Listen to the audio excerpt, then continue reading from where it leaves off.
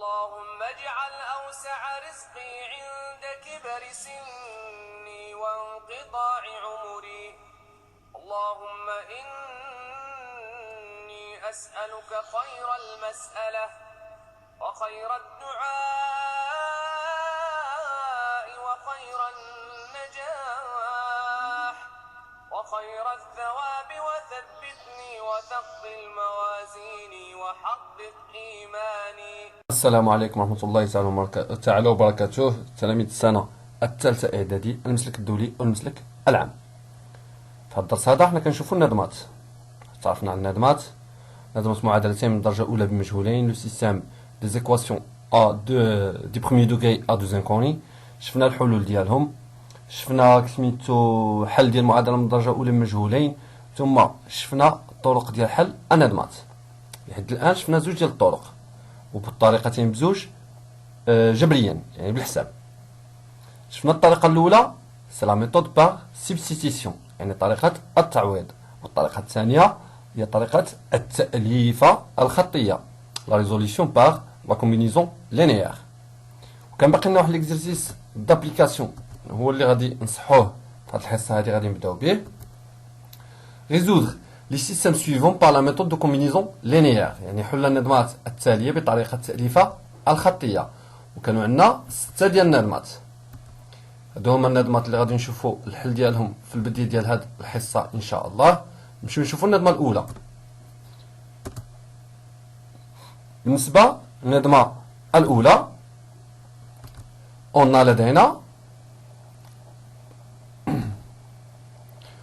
S1, la première équation c'est x plus 4y est égal à 3. Et la deuxième équation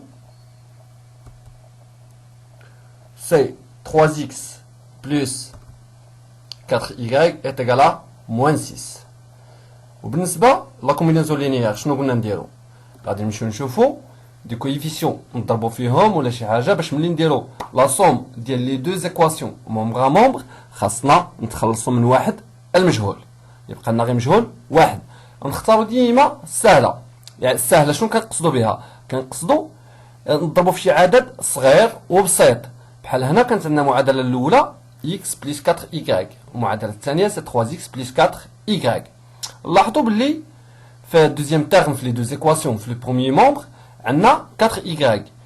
4y راهم متساويين، حنا خصنا دو نومبغ كي خصهم يكونوا اوبوزي، يعني اما نختارو نضربو ليكواسيون الاولى في واحد و ليكواسيون الزوجه في موان 1، ولا ليكواسيون الاولى في موان 1 اي لا دوزيام ايكواسيون ملتيبلي اون فا لا ملتيبلي بار 1. هادي الا بغينا نتخلصو من y. اما الا بغينا نتخلصو من x، نشوفو عندنا الكويفيسيون اللي مع x في لا بروميير ايكواسيون سي 1، والكويفيسيون اللي مع x في لا دوزيام ايكواسيون سي 3. حنا كنستعملو الطريقه ديال توحيد المقامات، بحال عندنا 3 و 1. شنو هو المقام 1؟ هو 3، ولكن حنا خصنا يكون عندنا دو نومبر اوبوزي، يعني وحده يكون فيها 3 وحده خص يكون فيها ناقص 3. باغ اكزومبل ليكواسيون الاولى نضربوها في 3، ليكواسيون الزوجه نضربوها في موان 1، ولا ليكواسيون الاولى نضربوها في موان 3، وليكواسيون الزوجه نضربوها في 1. نختارو اللي بغينا.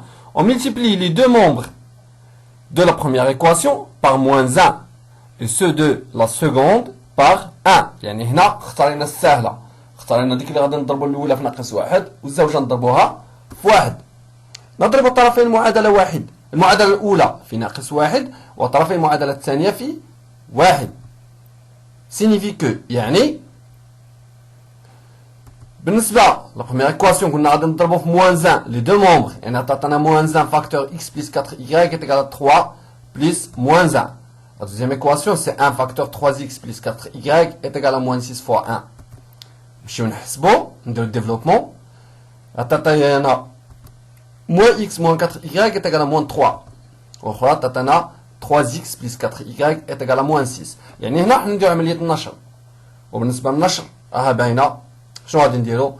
moins 1 فوا x تعطينا موان ناقص 1 في x تعطينا ناقص x، ثم ناقص 1 في 4y تعطينا ناقص 4y، تساوي 3 في ناقص 1 تساوي ناقص 3. بنفس الطريقة نحسبو المعادلة الثانية، نبسطو المعادلة الثانية ونرجعو مومبغ ا مومبغ. les deux équations du système ainsi obtenues pour éliminer y. يعني نجمع معادلتين نضمع المحصل عليهما طرفا بالطرف اللي نتخلص من y. يعني غادي نجمع الطرف الاول لان ناقص x ناقص 4 y مع الطرف الاول بالنسبه للمعادله الثانيه اللي هو 3x زائد 4 y، والطرف الثاني اللي هو ناقص 3 مع الطرف الثاني ديال المعادله الثانيه اللي هو ناقص 6. signifie que نمشيو on va éliminer les parenthèses نديرو ازاله الاقواس. تعطينا موان x موان 4y بلس 3x بلس 4y تقال موان 9، يعني ناقص x ناقص 4y زائد 3x زائد 4y تساوي ناقص 9. نمشيو نبسطو موان x بلس 3x تعطينا 2x وموان 4y بلس 4y سي 0 موان 9 غتبقى لنا موان 9 دونك 2x تقال موان 9. alors ولا دونك اذا x est égal à moins 9 sur 2. لقينا لا valeur de x. شنو غادي نختارو نديرو الان؟ غادي نعوضو x بلا فالور ديالها سواء في المعادله الاولى ولا الثانيه. قلنا نختارو اللي بغينا ونختارو اللي ما فيهاش الحساب بزاف بطبيعه الحال. الا اختارينا الثانيه غادي نعوضو x بموان 9 sur 2 وغادي نضربوها في 3. الا اختارينا الاولى غادي نعوضو x موان 9 sur 2 ونقلوها للجهه الاخرى. دونك من الاحسن نختارو ليكواسيون الاولى. Je remplace x par sa valeur dans l'équation 1 وعوض x بقيمتها في المعادلة 1. يعني moins 9 sur 2 plus 4y est égal à 3. نقلو ديك moins 9 sur 2 للجهة الأخرى تعطينا 4y est égal à 3 plus 9 sur 2. Pour effectuer le calcul de 3 plus 9 sur 2 il faut réduire au même dénominateur. يعني خصنا نوحدو المقامات. signifie que 4y est égal à 6 sur 2 plus 9 sur 2 est égal à 15 sur 2. Signifie que 4y est égal à 15 sur... y est égal à 15 sur 2 fois 1 sur 4. On a multiplié les deux membres de cette égalité par l'inverse de 4. يعني ضربنا طرفين متساوية. اللي عندنا 4y تساوي لنا 15 على 2 ونقلب ديال 4 للتخلص من 4. Donc y est égal à 15 sur 8. إلا لقينا بلي y تساوي لنا 15 sur 8 وديجا عندنا اكس لقيناها تقال موان 9 sur 2. شنو باقي لنا نديرو الان؟ فراز فينال. يعني غادي نستعملو نديرو الجمله التاليه. alors la solution de ce système c'est le couple ديما نبداو بلا فالور ديال x موان 9 sur 2 et 15 موان 9 sur 2 15 sur 8. وبالتالي حل هذه النظمه هو الزوج ناقص 9 على 2 15 على 8. النظمه كانت واضحه باينه سهله. شنو درنا؟ بحثنا على ابسط عدد اللي غادي نضربوا فيه المعادلتين باش نستعملوا كومبينيزون لينيير. يعني باش ملي نديروا لا سوم ديال لي دو ايكواسيون مومبغ ا مومبغ خاص يمشي لنا واحد المجهول، يبقى لنا غير مجهول واحد. جو نشوفوا لا دوزيام ايكواسيون. اون ا S2 بالنسبه لليكواسيون 1 c'est 3x plus y est égal à 2. Et pour la deuxième équation, c'est 3x plus 2y est égal à 5. On multiplie les deux membres de la première équation par moins 1 et ceux de la seconde par 1. يعني نلاحظوا باللي كانت عندنا x بالنسبه لليكواسيون الاولى و x بالنسبه لليكواسيون الثانيه او لو ميم كويفيسيون. يعني خصنا غير واحد نضربوه في moins 1 باش يوليو عندنا لي كويفيسيون سون لي دو كويفيسيون دو x sont opposés. نضرب طرفي المعادلة واحد في ناقص واحد وطرفي المعادلة 2 في واحد. يعني بنفس الطريقة اللي درناها بالنسبة للمعادلة النظمة الأولى غادي نمشيو نديرو لو ديفلوبمون. يعني غادي نديرو عملية النشر. تعطينا موان 3x موان y est égal à موان 2. 1 fois 3x c'est 3x plus 2y est égal à 5. On ajoute membre à membre les deux équations du système ainsi obtenues pour éliminer x. هنا باش نتخلصوا من x نجمع معادلتي النظمتين المحصل عليهما طرفا بطرف لنتخلصها من x. يعني شنو غادي نلقاو؟ غنديرو moins 3x moins y plus 3x plus 2y est égal à moins 2 plus 5. On va éliminer les parenthèses يعني نديرو إزالة الأقواس.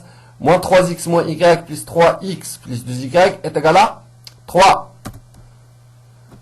Moins y plus 2y, t'attends y, moins 3x plus 3x est égal à 0. Donc y est égal à 3. y تساوي لنا 3. دونك جو في رومبلاسي y par sa valeur دونك كال ايكواسيون من الاحسن نختاروا الاولى لان عندنا y ما معهاش كويفيسيون. جو رومبلاس y par sa valeur دون ليكواسيون 1 يعني اعوض y بقيمتها في المعادله 1 يعني 3x plus 3 لان 3 fois 1 c'est 3 est égal à 2 signifie que 3x est égal à 2 moins 3 est égal à moins 1 alors x est égal اذا x شحال غادي نلقاو تساوي لنا ناقص 1 على 3. بالنسبه هنا القيمه ديال x ها هي ناقص 1 على 3 القيمه ديال y هي 3. alors la solution de ce système c'est le couple moins 1 sur 3 3 وبالتالي حل هذه النظمه هو الزوج ناقص 1 على 3 3.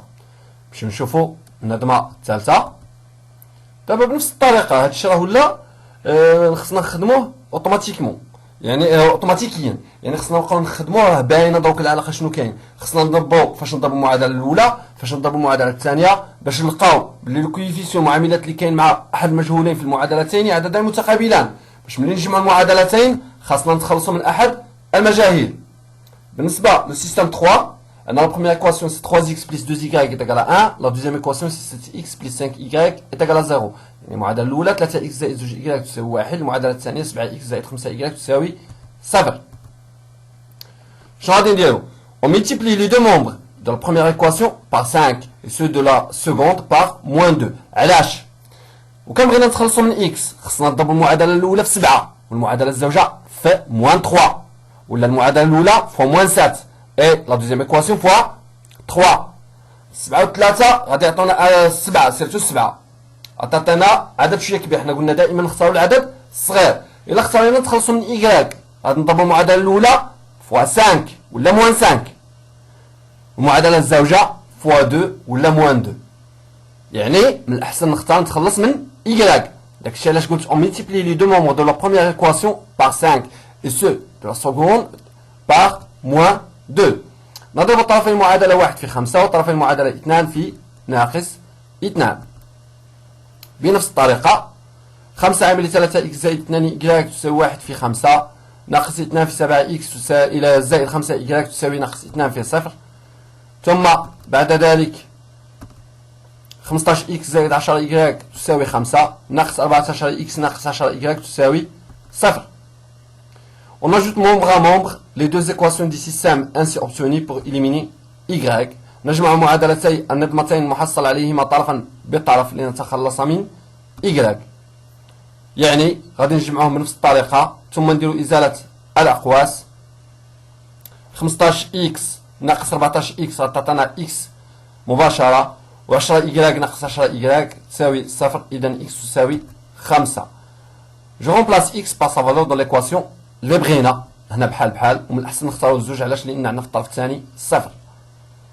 عوضوا اكس بقيمتها في المعادله 2 يعني 7 في 5 زائد 5 y تساوي 0 ونقلوا 7 في 5 هي 35 نقلوها للجهه الاخرى تعطينا 5 y تساوي ناقص 35 اذا y تساوي ناقص 35 على 5 تساوي ناقص 7. alors la solution du système c'est le couple 5 moins 7 وبالتالي حل هذه النظمة هو الزوج 5 ناقص 7. يعني احنا لحد الآن درنا 3 نظمات ب3 بهم بنفس الطريقة. كنمشيو نشوفوا فاش نضربوا المعادلة الأولى فاش نضربوا المعادلة الثانية باش يعطينا المعاملات ديال نفس المجهول يعني سواء x ولا y ولا مجاهيل أخرى إلا سميناها بسمات أخرى يعطينا عددان متقابلان باش ملي نجمعوا المعادلتين طرفا بطرف نتخلصوا من أحد المجاهيل ويبقى لنا غير مجهول واحد فقط. باش نشوفوا الآن النظمة الرابعة. قلنا لدينا quatrième système la première équation c'est 4x moins 3y est égal à moins 1. هذه la première équation. la deuxième équation هنا في x moins 5y est égal à 3. c'est la deuxième équation حتى هي بنفس الطريقة. دروك فاش غادي نفكروا فاش نضربوا المعادلة الأولى فاش نضربوا المعادلة الثانية. المعادلة الأولى غادي نضربوها في موان 5 المعادلة الثانية غادي نضربوها في 3. إلا مشينا نشوفوا علاش باش نتخلصوا من y لأن لي كويفيسيون ديال 9 ديال x عندنا 4 و 9 يعني كخصنا نضربوا المعادلة الأولى في 9 المعادلة الزوجة في 4 نحصلوا على عدد شي كبيرة. حنا دائما قلنا نفكروا في دوك الأعداد البساط أعداد ساهلين الاعداد اللي ما خصهمش خدمه بزاف الى اخره. المهم غادي بنفس الطريقه غادي نكملوا ما تبقى من النظمات.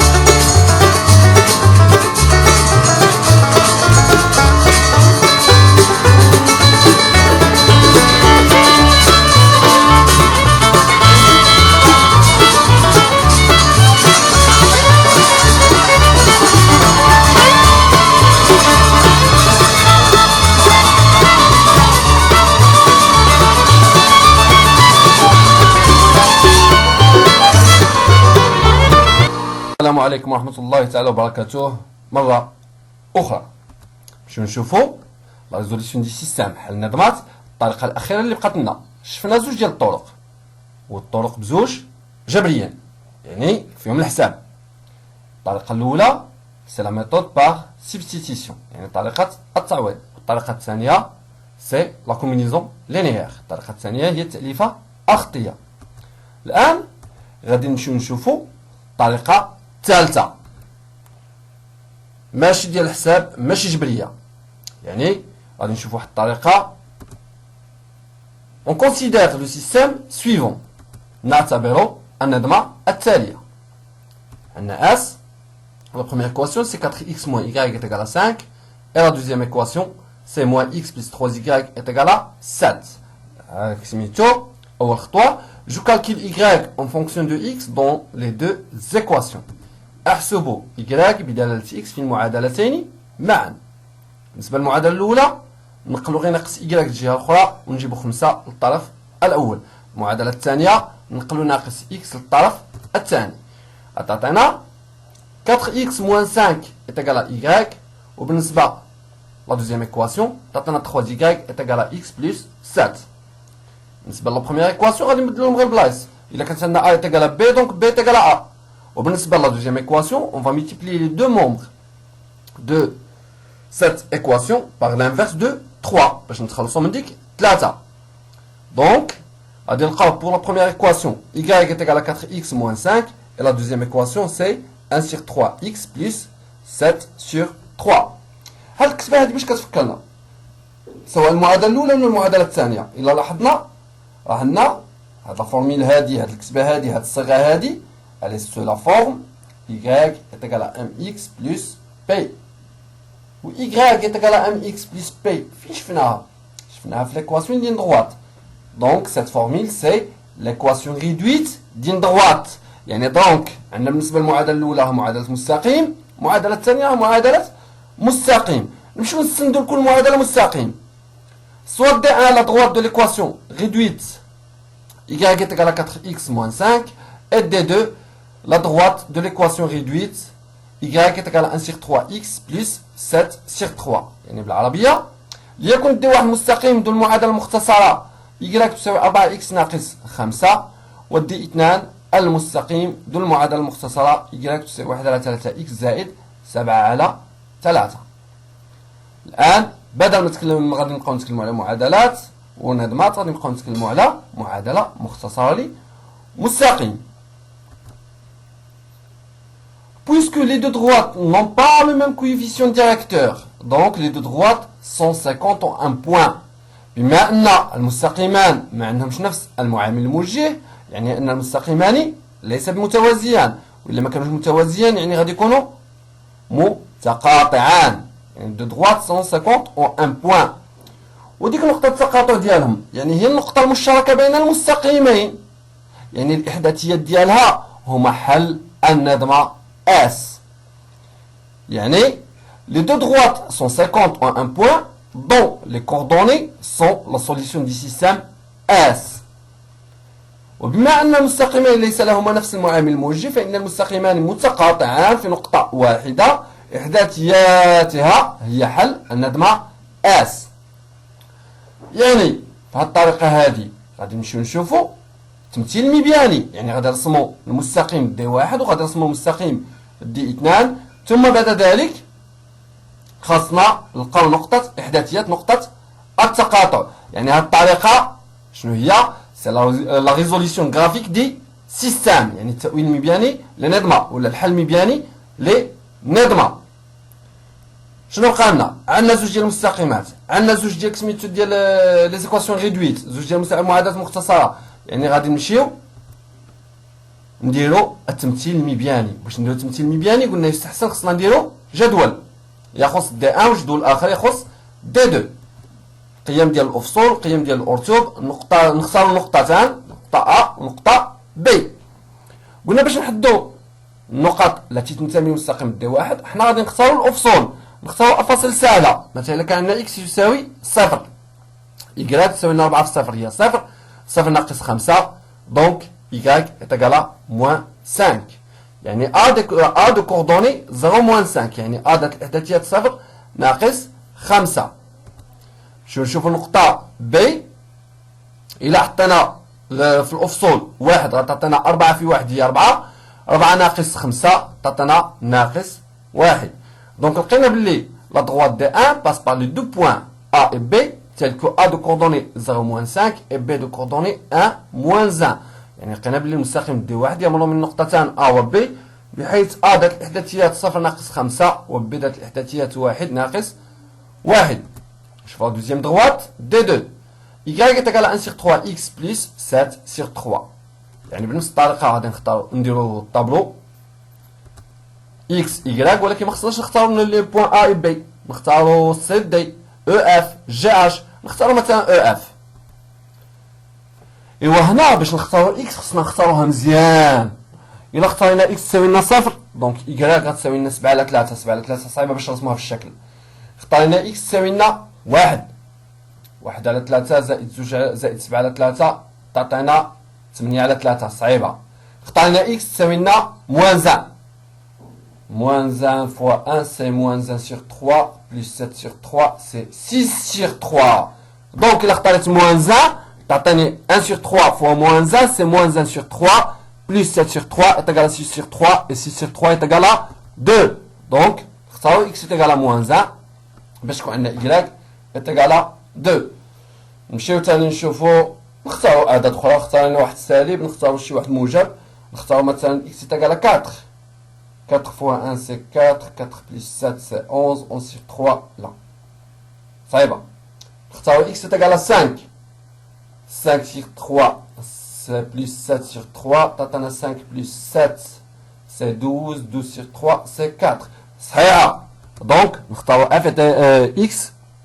L'abscisse du point F c'est 5. باش تعطينا l'ordonnée c'est 4. لأن 5 على 3 زائد 7 على 3 تعطينا 12 على 3 و 12 على 3 هي 4. عندنا دونك نقطتان في كل مستقيم. شنو بقى لنا؟ نرسمو المعلم ديالنا ونحدو النقط.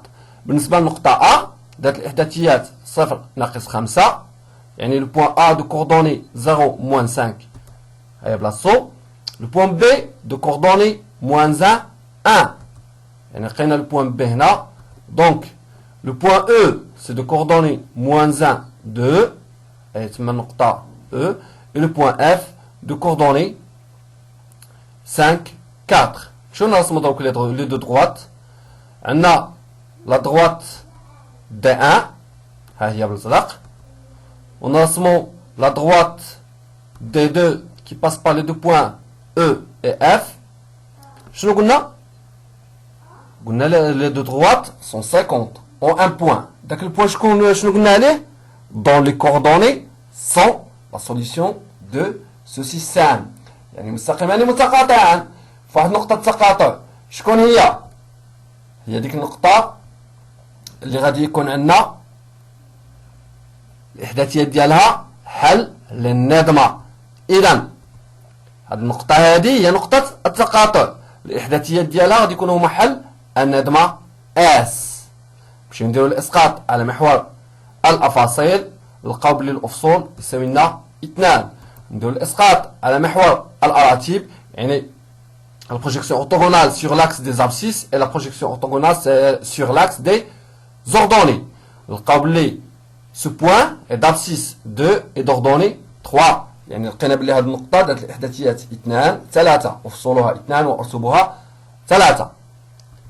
Alors la solution du système S c'est le couple. Quel couple? Le couple de 3. وبالتالي حلو النظمة S هو الزوج 2 3. يعني احنا هاد الطريقة هذه طريقة التأويل المبياني ولا لا ريزوليسيون غرافيك دي سيستم. حسبنا إكراك بدالة إكس في المعادلتين بزوج ثم بعد ذلك سندنا كل معادلة مستقيم ومشينا رسمنا هاد المستقيمين في معلم متعامد ممنظم وحصلنا على نقطة التقاطع. ولكن لحسن حظنا في هذا المثال لقينا بأن نقطة التقاطع ذات الإحداثيات 2 3. لو كان لقينا مثلا هذه نقطة التقاطع الأفصول ديالها ما بين 2 و 3 والأرتب ديالها ما بين 3 و 4.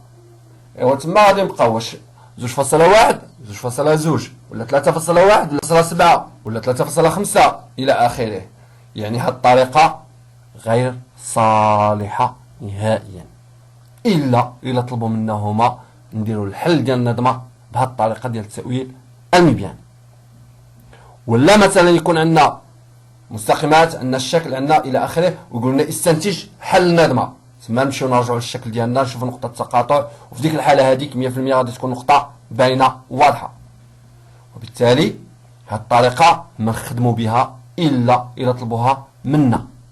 حنا نخدموا دائما بالطريقه الجبريه، سواء لا ميثود par substitution ou bien la méthode de la combinaison linéaire. اما بطريقه التعويض ولا بطريقه التاليفه الخطيه. اما طريقه التاويل المبياني شويه يعني بحال اللي غادي نغامو الا خدمنا بها المجازفه. تقدر نلقاو الزوج ديال الحلول، نقدروا ما نلقاوش. وبالتالي احسن هاد الطريقه ما نخدموش بها الا طلبوها منا. ماشي عاد من الاحسن، يجب ان سميتو يجب اوبليغاتوار بلي هاد الطريقه ما نخدموش بها الا طلبوها منا. ثم بعد ذلك نمشيو نشوفوا اخر فقره في هاد الدرس اللي عندنا، وهي لي بروبليم. Une table contient plusieurs lapins et plusieurs poulets.